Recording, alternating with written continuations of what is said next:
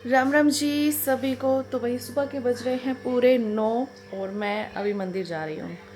अभी घर पे पूजा पाठ किया, मंदिर अब जा रही हूँ क्योंकि शिव जी को जल चढ़ाना होता है डेली। और फिर बनाऊँगी नाश्ता। मन्नू स्कूल चला गया है, आज उसका स्कूल था। और उसके बाद फिर मैं सो जाती हूँ उसको भेज के, क्योंकि उसका स्कूल होता है 6:45 के आसपास वो चला जाता है। तो उसके बाद मैं क्या करूँ भैया, इतनी जल्दी तो हमारे घर में काम होते नहीं। काम शुरू होते हैं 9 बजे, तो मैं बैठ जाती हूँ, कभी फ़ोन में ब्लॉगिंग कर लेती, सॉरी ब्लॉग एडिट कर लेती हूँ। पर सुबह सुबह फ़ोन चलाती हूँ तो मेरा पूरा दिन सर दर्द हो जाता है। तो इससे अच्छा मैं सो ही जाती हूँ, क्या ही करूँ, क्योंकि पूरा दिन तो फिर मेरी आँखें और बॉडी यूज़ होनी है, मतलब कि पूरा दिन मैं अपना स्ट्रेस तो काम करती रहती हूँ इसीलिए। तो चलो मैं मंदिर होके आती हूँ और फिर बनाना है नाश्ता। और नाश्ते में देखो दाल मखनी बनाई थी रात को, अभी क्या खाते हैं, कह रहे थे प्याज वाले लच्छे परांठे बना दियो, तो देखते हैं। तो भाई अभी मैं आ गई नाश्ता बनाने के लिए, और नाश्ते में मैं बनाने वाली हूँ प्याज का लच्छा परांठा। कैसे बनाते हैं वो मैंने यूट्यूब पे देख लिया है, और अब आपको मैं यूट्यूब पर सिखाऊंगी कि कैसे बनाते हैं, ठीक है। तो सबसे पहले देखो मैंने प्याज को लंबा लंबा कट कर लिया, ठीक है। अभी मैंने जैसे देखा है वैसे ही बनाने वाली हूँ। तो इसमें मैं डालने वाली हूँ अचार का मसाला। अचार का मसाला पड़ा है मेरे पास बहुत सारा। अचार ख़त्म हो गया इसमें से, मसाला पड़ा है तो इसको हम ऐड कर लेते हैं, थोड़ा फ्लेवर अच्छा आ जाता है।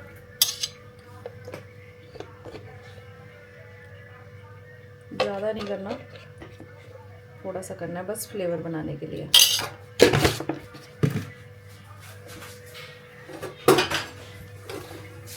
और फिर हम इसके अंदर ऐड करेंगे थोड़ा सा मिर्च, थोड़ा सा नमक, थोड़ा सा धनिया पाउडर, अजवाइन, ये सब कुछ। वैसे मेरे पास हरी धनिया नहीं पड़ी है, नहीं तो मैं हरी धनिया भी इसके अंदर डाल सकती हूँ और भी ज़्यादा अच्छा लगेगा। लेकिन मेरे पास अभी हरी धनिया ख़त्म हो गई है भाई, है नहीं, क्योंकि मौसम नहीं है ना हरी धनिया का, तो हर जगह इजीली अवेलेबल होती नहीं है। तो वही प्याज का मसाला बनाने के बाद मैंने इस तरह से रोटी को बेल लिया, थोड़ा बड़ा बेला। नॉर्मली इतनी बड़ी रोटी नहीं होती है मेरी, छोटी सी होती है, बट मैंने जो यूट्यूब पे देखी थी ना, मैंने वही टेक्निक अपनाई है। मैंने एक रोटी बेल के रख ली है और दूसरी रोटी को बेल के उसके ऊपर अच्छे से घी लगा के फिर ये जो प्याज का मिक्सर है ना वो डाल दिया, और दूसरी रोटी को उसके ऊपर कवर कर लिया, और पिज़्ज़ा कटर की हेल्प से इसके 3 कट लगा लिए। जैसे जैसे मैंने यूट्यूब पर देखा था सेम वैसे वैसे मैंने ऐसे ही किया है, बस अब अच्छे से बन जाना चाहिए। पहले भी एक बार मैंने इसी तरह का, मतलब वो इस तरह नहीं था, वो थोड़ा टेक्निक अलग थी बनाने की, वो बनाया था ओके ओके बना था। बट इस बार देखते हैं कि कैसे बनने वाली है ये हमारा लच्छा प्याज का परांठा। तो उसके बाद फिर मैंने जब 3 जो पेड़ी बनाई थी ना उनको बेल लिया, और सच्ची बताऊँ जो पहली पेड़ी थी ना, इतनी छोटी सी रोटी बनी, इतनी छोटी सी रोटी, मतलब लग तो रहा था कि लच्छा बन गया है, थोड़े से लच्छे दब गए थे इसके बेलते वक्त, बट फिर भी बनने के बाद ठीक लग रहा था। तो हस्बैंड को दी तो कहते क्या गोगिया सी बना के लेके आ गई है। मैंने कहा कोई नहीं आप डबल खा लेना, लेकिन अभी मैंने इतनी मेहनत की है उसको अप्रिशिएट करो।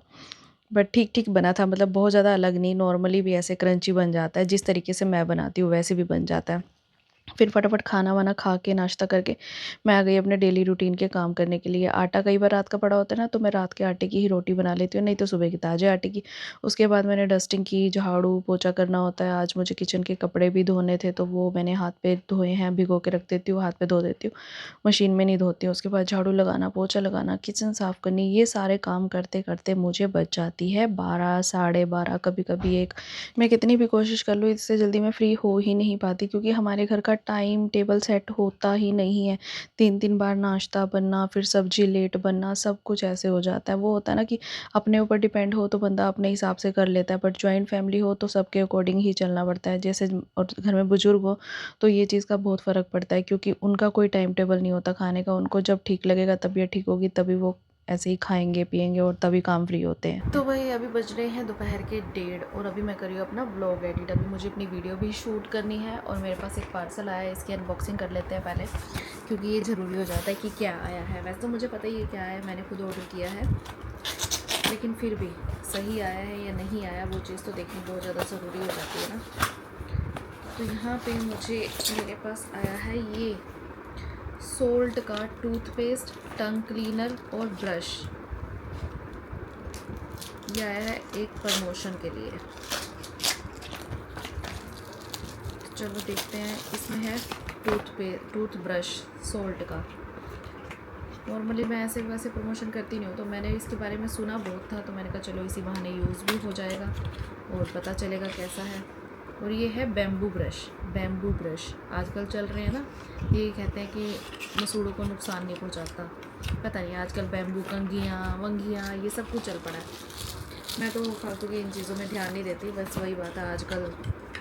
और ये आया है टंग क्लीनर, जो कि पूरा स्टील का है, वही हैवी वेट का, काफ़ी अच्छा हैवी है इसका, ऐसे जीभ साफ़ करने के लिए। टूथपेस्ट स्क्वीज़र की, इसके ऊपर लिखा हुआ है टूथपेस्ट स्क्वीज़र की, मतलब मुझे लगा टंग क्लीनर है। तो ये है टूथपेस्ट सोल्ट की, पता नहीं कैसी निकलेगी, पहले मैं खुशबू सूंघती हूँ हर चीज़ की। आपको पता है ये जब सील्ड होती है ना, इसको कैसे खोलना चाहिए? ये ढक्कन होता है ना, इसके पीछे की साइड एक होल वो होती है पिन, तो ऐसे लगाते हैं और ऐसे होल हो जाता है और ऐसे बाहर निकल आती है। बड़ी स्ट्रॉन्ग सी फ्रेगनेंस है, जैसे वो होती है ना कोई मलहम टाइप लगाते हैं हम, वैसी फ्रेगनेंस इसके अंदर से आ रही है। Match green tea and mint, हाँ मतलब ग्रीन टी और मिंट की फ्रेगनेंस है इस टाइप की ये। चलो ट्राई करेंगे भैया, इसको आ गई है तो वेस्ट तो बिल्कुल नहीं करूँगी, ट्राई तो ज़रूर करूँगी, क्योंकि जब सुना है इसके बारे में अच्छा है तो एक बार ट्राई करने में जा ही कह रहा है। आपको भी बताऊँगी कैसी है, आप लोग भी ट्राई करना। तो चलो मेरा थोड़ा सा व्लॉग रह गया, वो एडिट कर लेती हूँ और फिर मैं जाके अपनी वीडियो शूट करती हूँ। 1:30 बज गए, मन्नू के आने का टाइम भी हो जाएगा। भाई अभी बज चुके हैं 1:45 और मैं हो गई तैयार वीडियो शूट करने के लिए। आज मुझे वीडियो बनानी है सो ट्रू की इस स्ट्रॉप क्रीम पर। बहुत दिनों से रिक्वेस्ट आ रही थी और मेरा भी बहुत मन था इसको ट्राई करने का, तो मैंने कहा चलो अब इसे मंगवाते हैं और इसे ट्राई करके देखते हैं। इसके बारे में इतनी सारी मैंने पॉजिटिव वीडियोस देखी है ना, भाई ये लगा लो चेहरा चमकने लगेगा, कोरियन ग्लास स्किन बन जाएगी, शाइन करेगा, सिंथेटिक शाइन आ जाएगी, पता नहीं क्या क्या सुना है मैंने, लोगों की वीडियोस देखी है। तो भैया आज इसका हम करेंगे लाइव टेस्ट, तो कैसा रिजल्ट रहता है ये देखने के लिए आप मेरे दूसरे चैनल को सब्सक्राइब कर लीजिएगा, जो है निशा आहूजा द रिव्यू गर्ल के नाम से, और वहाँ पर मैं इसका ऑनेस्ट रिव्यू शेयर करने वाली हूँ। तो अभी मैं फटाफट से वीडियो शूट कर लेती हूँ। यहाँ पे मेरी व्लॉग सेव हो रहा है, व्लॉग को एडिट करने में 2-2.5 घंटे लग गए आज मुझे। काम करते करते बीच में करती रहती हूँ, फिर कहीं पे ओवर वॉइस करनी पड़ती है तो छोड़ देती हूँ, क्योंकि काम कर रही हूँ भैया, माइक लगाना पड़ेगा, ओवर वॉइस करनी पड़ेगी, सब कुछ देखना पड़ता है। तो चलो पहले मैं अब वीडियो शूट कर लेती हूँ। तो भाई यहाँ पे मैंने फटाफट से अपना कैमरा फ़ोन लिया और फ़ोन से ही शूट करती हूँ मैं इस चैनल की वीडियो। ज़्यादातर फ़ोन से कंफर्टेबल रहता है, मुझे फ्रंट कैमरे में पता चल जाता है कि कैसे बन रही है, और फिर मैं ब्लॉगिंग वाले कैमरे से करती हूँ तो वो बहुत डबल क्लिक्स हो जाते हैं, जिससे कि मुझे ना एडिटिंग करने में प्रॉब्लम होती है। तो इसीलिए यहाँ पर अभी मैं छोटे छोटे सीन शूट करी हूँ प्रोडक्ट के, उसके बाद बोल के बनाऊँगी, फिर यूज़ करके दिखाऊँगी, फिर एडिटिंग करूँगी। तो भाई अभी टाइम हो चुका है लंच का। हस्बैंड तो नहीं आए बट बच्चा आ गया है और उसे लगी है भूख, तो मैंने सोचा चलो बना देती हूँ बच्चे के लिए। इतना मेरे हस्बैंड भी आ जाएंगे तो एक साथ खा लेंगे बैठ के।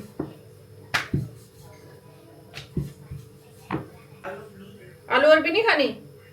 पक्की बात? मैंने कल रात को बनाई थी दाल मखनी, ये सुबह भी ले गया, रात को भी इसने 2 कटोरी खाई, अभी भी कह रहा है कि मुझे आते ही इसने पता क्या बोला, मेरे लिए दाल मखनी रखे है। मैंने कहा नहीं, ख़त्म हो गई। कहता मम्मा मुझे पता है खानी है, चाहे मैं खुद अपनी को खाने की बंद कर दूँ, इसके लिए मुझे रखनी पड़ती है। दाल मखनी बनी है एटलीस्ट, तो ये तो है नहीं रात को बनाई है, सुबह दोबारा बनाऊँगी, दोपहर तक की आराम से खाएगा। इतना दीवाना है दाल मखनी का, राजमा का, छोले का, कड़ी का। ये भी खाना बनाई थी मन्नू के लिए, हस्बैंड पे आ गए। आओ हेलो पापा। हाँ बंद नहीं करना टीवी, है ना? टीवी क्या तो क्या है, बीच में चलाई आप गाना बंद करना है।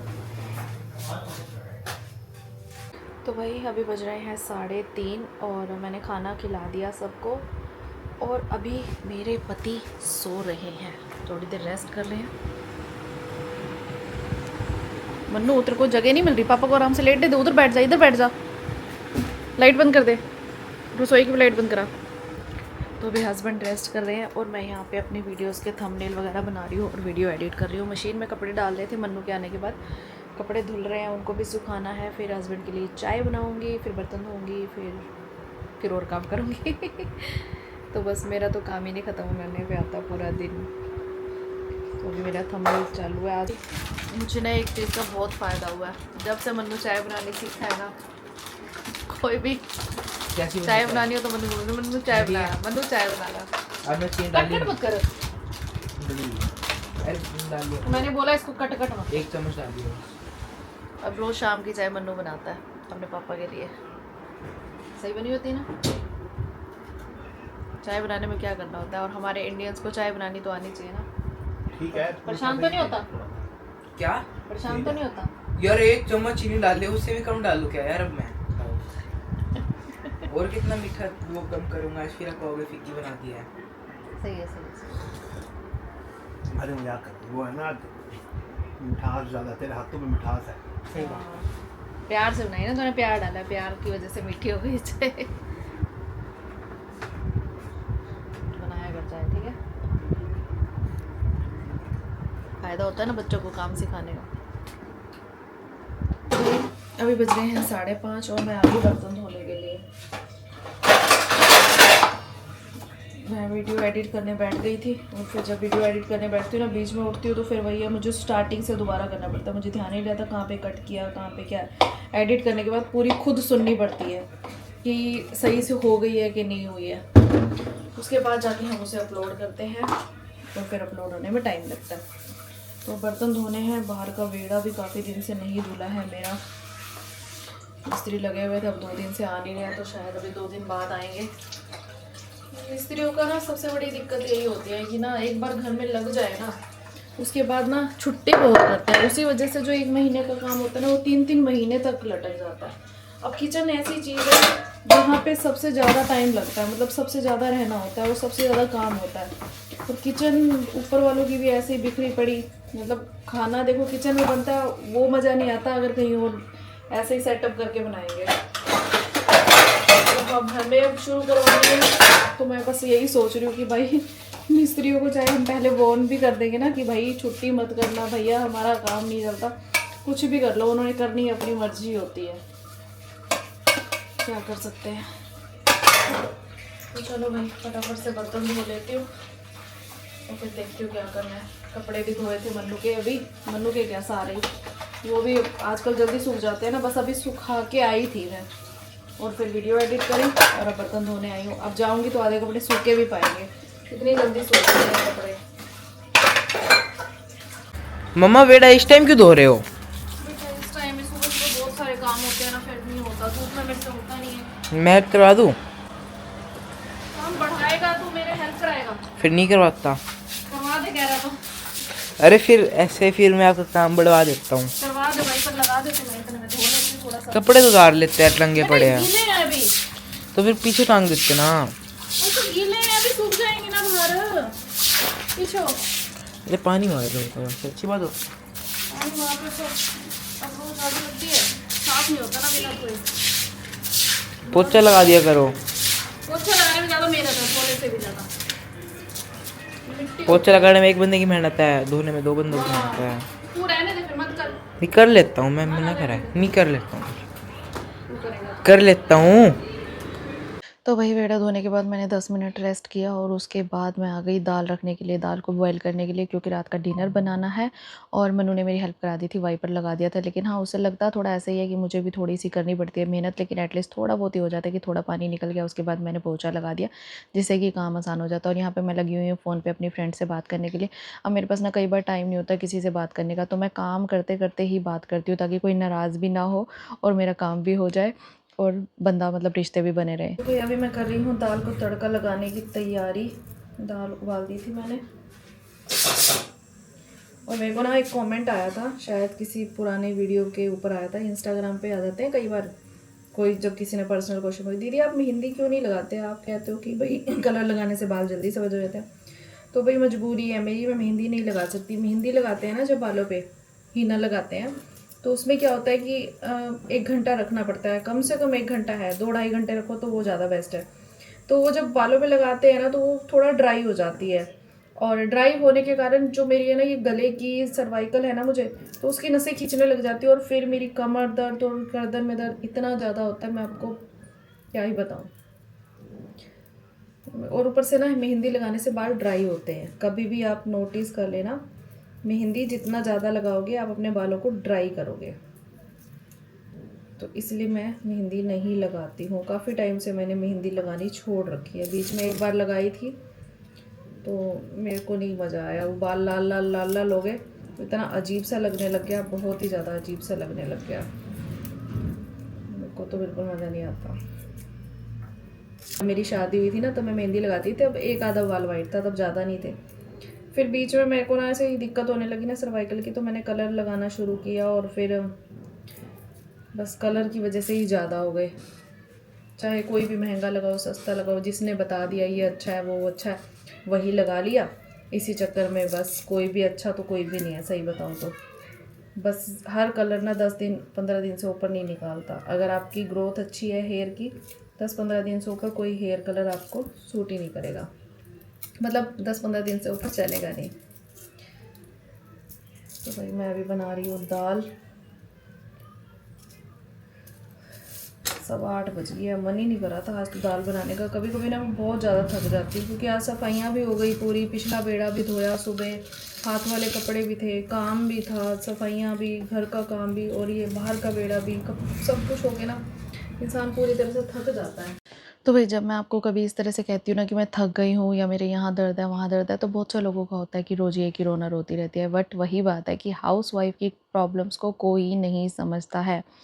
देखो जब तक एज होती है तब तक तो आप अच्छे से भाग दौड़ करके काम कर लेते हो, जब एज ढलने लग जाती है तो आपको बीमारियां भी घेर लेती है, कभी कुछ और कभी कुछ, ये चीज़ें तो बनी ही रहती हैं। और पता है क्या होता है कि ना अगर आप सेपरेट रहते हो तो अगर आपका नहीं बनाने का मन है तो आप बाहर से भी मंगवा सकते हो, लेकिन जॉइंट फैमिली में ये होता है कि अगर आपका मन नहीं है तो भी आपको बनाना पड़ेगा, क्योंकि बड़े बुजुर्ग हैं वो बाहर का इतना ज़्यादा नहीं खाते हैं, कभी कभार चल जाता है, बट ये तो नहीं होता ना कि 2 दिन लगातार बाहर का खाएंगे या कुछ है। और फिर आप तो भाई यही होता है कि इसी चक्कर में फिर मैं सोचती हूँ कि चलो बना ही दूँ। और मन्नू के लिए भी मुझे सुबह सुबह जल्दी उठना होता है, रात को सोते सोते भी मुझे काफ़ी लेट हो जाता है, मुझे अपनी वीडियोस के एडिटिंग का काम करना होता है। अब डेली की वीडियो मेरी एक ब्लॉग एडिट करना होता है और यूट्यूब की वीडियो एडिट करनी होती है, यूट्यूब की शॉर्ट्स एडिट करनी होती है। इसके चक्कर में ना मेरा इतना ज़्यादा टाइम चला जाता है, और इतना मैं कमाती नहीं हूँ कि जितने में मैं कोई एडिटर हायर कर सकूँ, और मेड मुझे मिल नहीं रही है। हाँ, मेड आ जाती है तो एटलीस्ट ये हो जाता है, मुझे बहुत सुख हो जाता है कि घर के काम हो जाते हैं ना, तो मेरा आधे से ज़्यादा फोकस अपने काम पे और थोड़ा घर के खाना बनाने पे लग जाता है। लेकिन जब मेड नहीं आती तो मेरा दिमाग बहुत ज़्यादा ख़राब रहता है, भाई मैं कैसे मैनेज करूँ चीज़ों को। और ये जो मेरा दुख है ना, ये सिर्फ एक हाउस वाइफ ही समझ सकती है जो जॉइंट फैमिली में रहती हो, और कोई नहीं समझ सकता। और सब तो उल्टी बातें या उल्टे जवाब ही देंगे, मुझे पता है कॉमेंट में, कि हर वक्त रोती रहती है तो यही करती रहती है वो करती रहती है, दिखावा करती है। लेकिन एक जो हाउस वाइफ होगी ना जॉइंट फैमिली वाली, वो मेरे दुख को अच्छे से समझ पाएगी। तो वही अभी बज रहे हैं 9:15, तो मैं बना रही हूँ डिनर। आज थोड़ा सा लेट होगी, वैसे तो 9 बजे बनाने लग जाती हूँ, क्योंकि थक गई थी मैं। बेड़ा बूढ़ा धोया, उसके बाद कपड़े समेटे। आज मैंने कपड़े प्रेस भी नहीं किए क्योंकि हिम्मत ही नहीं हो रही थी। दादू को रोटी दे दो बेटा, हिम्मत ही नहीं हो रही थी। तो मन्नू का शुक्र है कि थोड़ी बहुत मेरी हेल्प करा देता है। मैंने बेड़ा धोया, उसके बाद इसने वाइपर लगा दिया, तो थोड़ी सी हेल्प हो जाती है। तो मेरे ही ना इस बेचारे बाजू की भी हिम्मत है कि ये काम करता रहता है थोड़ा बहुत। फिर आप लोग कहोगे कि भाई बार बार ऐसे बोलती रहती है, मेरे को ये दर्द, मेरे को वो दर्द। तो भैया आप मेरे जितना काम करके देखो, या फिर मेरे को लगता है आप लोगों के घर में कोई लेडीज़ नहीं होगी जो फुल टाइम काम करती होगी और ऐसा कुछ बोलती होगी, या आप उनकी फीलिंग नहीं समझते होंगे। मैं कह रही थी कि दाल को ना यहाँ रख दो, दाल को यहाँ रख दो, रख दो।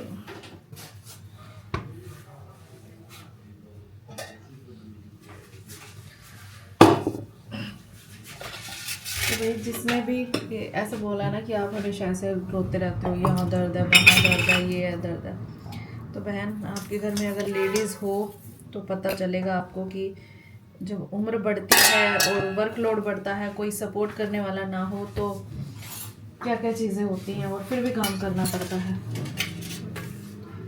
दादू से पूछ लो आलू और भी लेनी है। दादा वॉशरूम जा रहे हैं। वॉशरूम जा रहे हो तो रोटी रख दे, अभी फिर पसीने आ जाएंगे।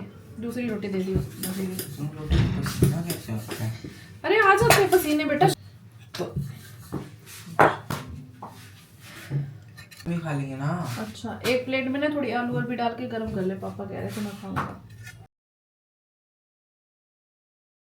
भाई मन्नू की हाई फाई डिमांड पे मैं कर रहा हूँ अनबॉक्स मनी बेल्ट हो जाएगी इतनी देर। तो हेलो गाइस, आज हम अनबॉक्स करने वाले हेलो गाइस को ऐसे करे थे अभी स्टार्ट हो रहा व्लॉग। अमूल की बटर स्कॉच ब्लिस। तो प्रमोशन कर रहे थे। तो भाई मन्नू की हाई फाई फरमाइश पे इसके पापा हाई फाई फरमाइश क्या भाई है? और क्या पता क्या करा है पापा जी, आज आपका गला ठीक है? क्योंकि ना कल ये बोल रहे थे मेरा आइसक्रीम खाने का मन कर रहा है, लेकिन मेरा गला खराब था इसलिए मैं लाया नहीं। तो कह रहा है पापा जी आज तो आपका गला ठीक है ना? तो कहते हैं हाँ हाँ मैं समझ गया, मैं आइसक्रीम ले आऊंगा तेरे लिए। तो भाई बच्चे के इनडायरेक्टली हम समझ जाते हैं। तो 4 चम्मच निकाल लो, 5। एक बार देख ले, दादी शायद सो गई बेटा, एक बार दे। अगर दादी खाएगी वैसे खाएगी नहीं, सो गई है, दे चम्मच, फिर उतना ही डालूंगी ना, दादू को दे दियो। तो पता है मैं भी ऐसी होती थी ना बचपन में, मैं भी ऐसे ही करती थी, आगे हमारे बच्चे भी वैसे ही करते हैं। मैं भी ऐसे करती थी, मम्मा आपका कुछ ठंडा ठंडा खाने का मन नहीं कर रहा तो मंगवा लो पापा से। मम्मी कहती थी तेरे को क्या पापा मना करते हैं जो मेरा नाम ले रही है, मैं तेरा नाम लेके बुलाती हूँ कि भाई ये ऐसे कह रहे हो। माँ कहती है बच्चों का नाम, आज बच्चों का मन कर रहा है ये खाने का, ये ले आना है ना, बच्चों के बहाने ही खाया जाता है। क्या हुआ, दादी ने नहीं खाने? दादू ने ले ली? हाँ दिखा कर किसी ने बोला देखो। तो भाई अभी मैं आ गई बर्तन धोने के लिए ना। मेरे पास ना एक ना अंकल जी हैं, या आई डोंट नो कि यंग है या ओल्ड एज है या जो भी है, हर वीडियो पे ना मेरा बहुत उल्टा सा कमेंट्स करते हैं, उल्टा पुल्टा ही, मतलब हमेशा अपोजिट। फनी वीडियो हो चाहे व्लॉग हो, कुछ उल्टा ही कमेंट करेंगे, टोंटबाजी वाला। मुझे ना सच्ची में मैंने कभी जवाब नहीं दिया, कोशिश करती हूँ कि रिस्पेक्ट करूँ सबकी।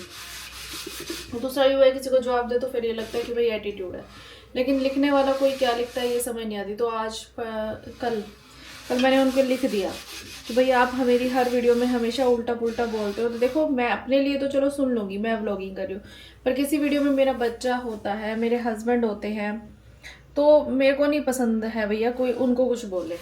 भाई कोई भी माँ अपने बच्चे के लिए या हस्बैंड के लिए, बीवी नहीं सुनेगी अपने हस्बैंड के लिए, लेकिन वो हर वीडियो में कुछ कमेंट। आप लोगों को पता है कि हम रील बना रहे हैं और रील में फन होता है, ठीक है, हम एक्टिंग करते हैं, दिस इज़ नॉट रियल। कि हर वक्त वो रियलिटी नहीं होती, कुछ भी जो रील होती है उसको भी वो सीरियस समझ के ना कुछ भी बोल देंगे, कुछ भी ऐसे है आपकी बीवी तो ऐसे है, ये तो ऐसे है, वे तो वैसे है। मैं ज़्यादातर मेरे हस्बैंड के साथ जो वीडियोस होती है ना उसमें मेरा मजाक उड़ रहा होता है और वो पता नहीं कितना ही कुछ बोल देते हैं। मैं बहुत टाइम से इग्नोर कर रही थी, नाम लूँगी तो फिर वो गलत हो जाएगा। मैंने उनको बोला कि पहले तो मैं सोची थी नहीं बोलती, छोड़ो पर यार कोई बात नहीं, लेकिन एक बार बंदा इग्नोर करेगा, 2 बार बंदा इग्नोर करेगा, आखिर तीसरी बार तो जवाब देगा ही ना। आपको नहीं देखनी मत देखो, लेकिन प्लीज़ उल्टा पुल्टा मत बोलो। अपने लिए मैं अपने लिए सुन सकती हूँ, लेकिन कभी भी ऐसे कोई होता नहीं है कि हर वीडियो में आप रील को भी नहीं समझ रहे हो कि रील है कि रियल है, रील को भी ऐसे उल्टा सीधा बोलोगे या कुछ है। बहुत गलत चीज़ें लगती है मुझे ये। लोगों को समझ ही नहीं आती कि हम रील बना रहे हैं तो एक्टिंग है ना, वो रियलिटी थोड़ी है। जो आप लोग देख रहे हो, जो मैं आपसे बात कर रही हूँ वो रियलिटी है, जो मैं काम कर रही हूँ वो दिखा रही हूँ वो रियलिटी है। जो रील होती है ना छोटी, वो रियलिटी नहीं होती, वो हमेशा रील होती है जिसके अंदर हमने किरदार निभा रखे होते हैं। पता नहीं क्या क्या बोलते रहेंगे, बोलते रहेंगे लोग। यहाँ तक कि मुझे पता है कि बहुत सारे लोग उनको जवाब भी दे देते हैं कि अगर आपको पसंद नहीं है तो आप मत बनाओ, मत देखो या कुछ, लेकिन फिर भी कुछ लोग बाज नहीं आते, उनको दूसरे लोगों को ट्रोल करने में ज़्यादा ही मज़ा आता है। तो चलो जी, ऐसे लोगों का कोई इलाज तो है नहीं। बाकी भैया मैं सिर्फ एक ही बार बोल सकती हूँ कि भैया अगर आपको पसंद नहीं है या आपको समझ नहीं आती रील चीज़ क्या होती है तो आप देखो ही मत, आप अपने सत्संग ही सुनो बैठ के।